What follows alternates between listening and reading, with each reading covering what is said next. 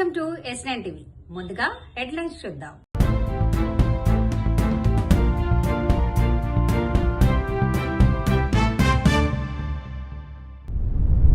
గోల్డ్బోయిన్పల్లి ఆలయంలో హుండీలు చోరీ. సికింద్రాబాద్ రైల్వే కోర్టుకు కల్వకుంట్ల కవిత. కేపీహెచ్బీ ముత్తూట్ కార్యాలయంలో బాధితుల ఆందోళన. జేఎన్టీయూలో విద్యార్థులపై కక్ష సాధింపు చర్యలు. పోచమ్మ గుడి, దేవి పోచమ్మ గుడి తాళం ఎగొట్టి 2 నీళ్ళంటే డబ్బులు ఎత్తుకుపోయింది. అంటే సుమారుగా ఎంత ఉండవచ్చు? అంటే 15,000-20,000 దాకా ఉండొచ్చు. ఇవి సీసీ కెమెరాలు లేవా టెంపుల్లో? సీసీ కెమెరాలు ఖరాబ్ అయింది. అంటే మీరు ఎవరు ప్రజాప్రతినిధులకు అధికారులకు ఎవరు చెప్పలేదు సీసీ కెమెరా ఇట్లా మళ్ళీ పెట్టామని? చెప్పినా ఇప్పుడు పండుగ పెట్టిస్తామన్నారు. దొంగపోయింది. ఎవరు మీద ఆయన అనుమానాలు ఉన్నాయా? ఏం నాకైతే ఇప్పుడు జరిగిందా ఇట్లా? ఇది ఫస్ట్ టైం. 15 ఏళ్ళకి మేము జరిగించిన్నారు. ఇంత పెద్దగా లేదు గుడి, చిన్నగా ఉందా, ఏం ప్రాబ్లం కాలేదు. అది ముట్టలే ఒకటి, అది ముట్టే చాలా నష్టం. వచ్చిపోయి నరేంద్ర గౌడ వాళ్ళందరూ వచ్చిపోయి పడదాకా ఉన్నారు. అది ఇప్పుడే పోయి పోలీస్ స్టేషన్లో ఏమైనా ఫిర్యాదు చేశారా? ఏం చెప్పారు? పోలీసులు వచ్చిపోయారు. క్రైమ్ ఆయన వచ్చిండు, కెమెరా చెక్ చేస్తాం, చుట్టుపక్కల కెమెరా చెక్ చేస్తాం, చెక్ చేస్తున్నాం. మీరు గుడ్లే మెంబర్ నరేందర్ కూడా చైర్మన్. సాక్షిగా కాంగ్రెస్ పార్టీ ఇచ్చిన హామీలను మోసం చేస్తూ బీసీల ఓట్లు దన్నుకొని అధికారంలోకి వచ్చినటువంటి కాంగ్రెస్ పార్టీ కాలయాపన చేస్తూ అనేక ఉద్యమకారుల పక్షాన కావచ్చు, బీసీల పక్షాన కావచ్చు, కాలయాపన చేస్తే అనేక ఉద్యమాలు చేస్తూ టీఆర్ఎస్ పార్టీ తెలంగాణ రాష్ట్ర రక్షణ సేనగా ఇవాళ అనేక పోరాటంలో ముందుండి ఇవాళ ఇక్కడి స్థాయికి రావాల్సి వచ్చిందంటే కాంగ్రెస్ పార్టీ వైఫల్యం ద్వారానే ఇక్కడికి రావాల్సి వచ్చింది. ఆనాడు బీసీలకు ఇచ్చిన హామీని నిలబెట్టుకొని ఉంటే ఇలా కోర్టు మెట్లెక్కాల్సిన అవసరం లేకుంటే, రైలు రోకో చేయాల్సిన అవసరం లేకుంటే, దగా చేసినటువంటి కాంగ్రెస్ పార్టీని అడుగడుగున ఎండగట్టడానికి బీసీల పక్షాన మేము అందరం సిద్ధంగా ఉన్నాం. అయితే ఎక్కడ వేసిన గొంగడ ఎక్కడే ఉంది. కాంగ్రెస్ పార్టీ చేస్తున్నటువంటి నిర్వాహకమైనటువంటి పనులు ప్రజల పక్షాన నిరంతరం కొట్లాట చేస్తున్నటువంటి టీఆర్ఎస్ పార్టీ పక్షాన ఇలా అధ్యక్షురాలు కవితమ్మ గారు ఈ కోర్టుకు హాజరవడం జరిగింది 2వసారి.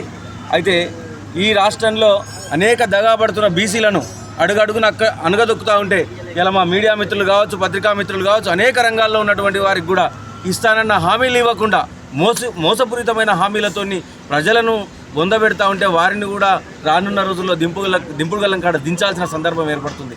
మాకిస్తామన్నటువంటి మా 42% రిజర్వేషన్ మేము 56% ఉన్నాం.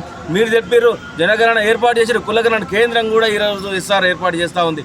కానీ మాకు ఆ రోజు కేసీఆర్ ఒక్కరోజు చేసిండు, కానీ నువ్వు ఇన్ని రోజులు చేసినా కూడా మాకు ఫలితం లేదు.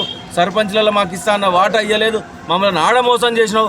మళ్ళీ ఇవాళ ఎలక్షన్లు జరపకుండా మళ్ళీ మోసం చేస్తూ ఉన్నావు. మా బీసీల పట్ల నీ కాలయాపన తప్ప అంతకుమించిన సిద్ధశుద్ధి లేదు, ఉద్యోగాల పట్ల సిద్ధశుద్ధి లేదు.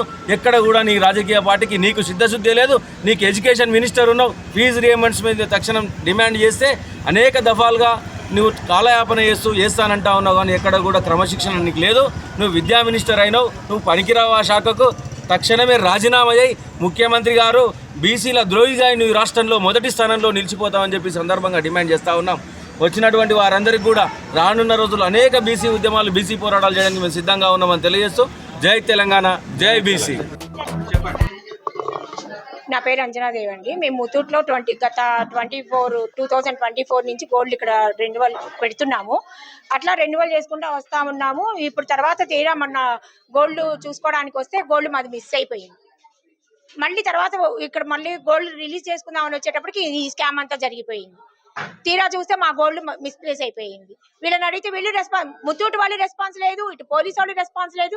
గత 10 days నుంచి ఇట్లాగే తిరుగుతున్నాం కానీ ఒక్క రెస్పాన్స్ ఇవ్వట్లేదు. దాదాపు 750 గ్రాముల్లో 160 గ్రామ్స్ పోయింది. మిస్ అయిపోయింది. ఎటు పెట్టిందో ఏం చేసిందో ఎవరు ఒక్కళ్ళు రెస్పాన్స్ ఇవ్వట్లా. మాకు మాదనే కాదు సార్, మా లాంటి బాధితులు దాదాపు ఒక 60 members వరకు ఉన్నారు. ఒక్కళ్ళకి రెస్పాన్స్ ఒక్కళ్ళు కాబట్టి ఒక్కళ్ళన్నా రెస్పాన్స్ ఇవ్వాలి కదా. ఒక్కళ్ళు రెస్పాన్స్ ఇవ్వడం లేదు.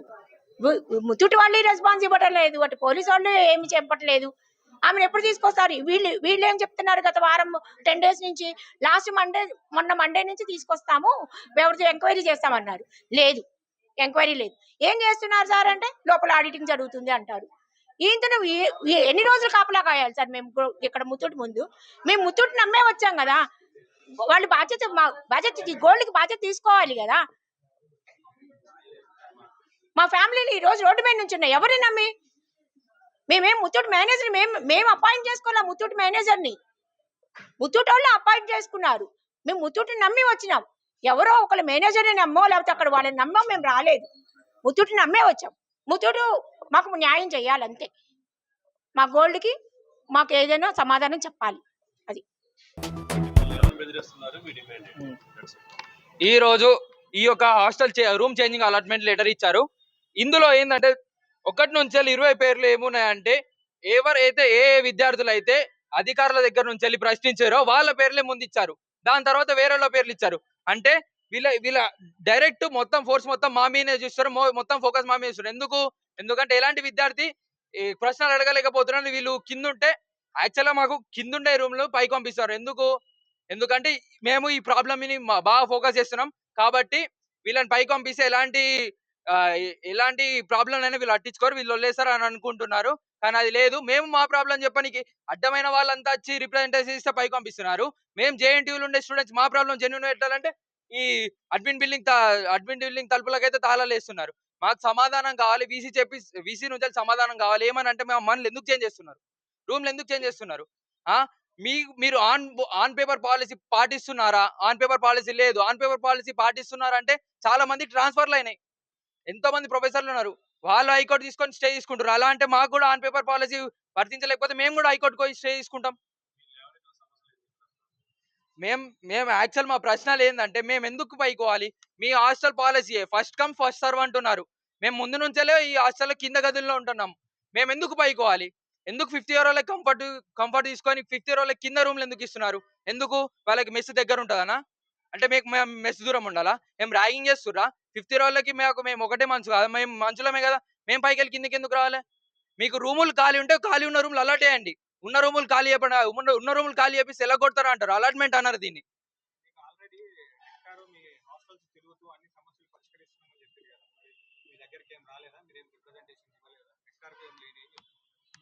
దీని గురించే ముందుగా మేము ప్రిన్సిపల్ దగ్గరకు పోతే ప్రిన్సిపల్ ఏం చేశాడంటే ప్రతి ఒక్క డిపార్ట్మెంట్ హెచ్ఓడి నన్ను పిలిపించి మమ్మల్ని బెదిరిస్తున్నారు.